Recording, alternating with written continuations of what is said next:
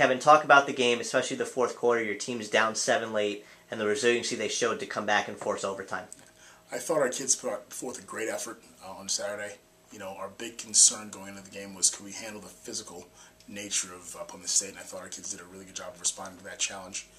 During the week of practice, but also on the field. I thought, from the time the game started, our kids are really amped up. They're ready to go. They played extremely hard for all 4 quarters and overtime, which is what we talk about all the time. And in the fourth quarter, you're down by a touchdown.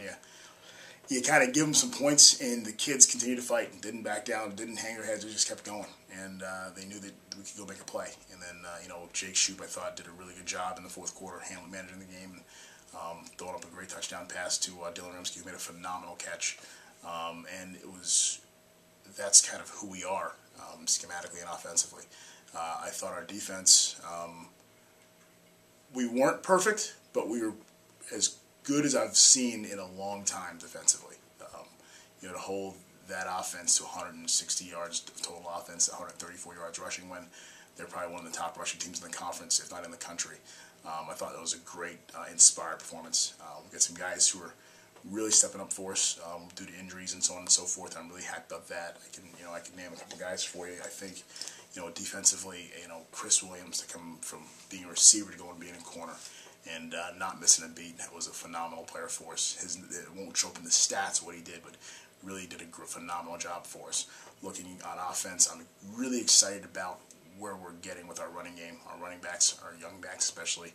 I think Brett Francio's, he's playing phenomenal football right now for us. I'm really excited about Andre Rickerson and where he's headed for our program. He's the next guy in waiting at the tailback spot, and he'll have a really big career for us here. We've got some things to continue to clean up. We've got a big one this weekend, obviously, going against Endicott, who's a phenomenal football program. And the thing that I talk to our kids about is 8 years ago they didn't have football, and here they are now they've been a playoff team. They are one of the most feared teams in our conference. So we've got our work cut out for us. They're really good. They're really aggressive, really athletic. But if we play our best football, we'll just go see what happens. Kevin, we're 4 weeks into the 2012 season. Where is this team 4 weeks in compared to last year's team? Well, I think they're a lot more confident. I think that after our performance on Saturday defensively, I think the guys are feeling pretty good about themselves, that they can go out and compete with anybody in the conference. I do think from an athletic standpoint, our passing game right now is through the roof as compared to last year. I think our kids know that they can get open, they can go get the ball, and they're pretty confident about in each other. I think that we're better offensively up front than we were last year this time. And now it's just a matter of us being as consistent as possible to show the rewards and dividends on the field. Lastly, I think in the special teams, we're more athletic, and it's just a matter that we're still kind of in the same boat in terms of youth and experience. So hopefully we can continue to clean up those situations and get a lot better. This week's opponent is Endicott, which you mentioned earlier, 8 years into the program. They become one of the powerhouses traditionally in this conference. Talk about the keys to victory this weekend. Well, the biggest thing for us is you can't beat yourself. Protect the football. They are a hurry-up, no-huddle offense, so keeping the ball away offensively is going to be a big key for us. Defensively, it's making them have to drive the field to beat you. You can't give them big plays. That's what they've lived on this year. They feasted on them. They've got some great skill players. Jared DiBiase is playing unbelievable football right now. They're starting tailback.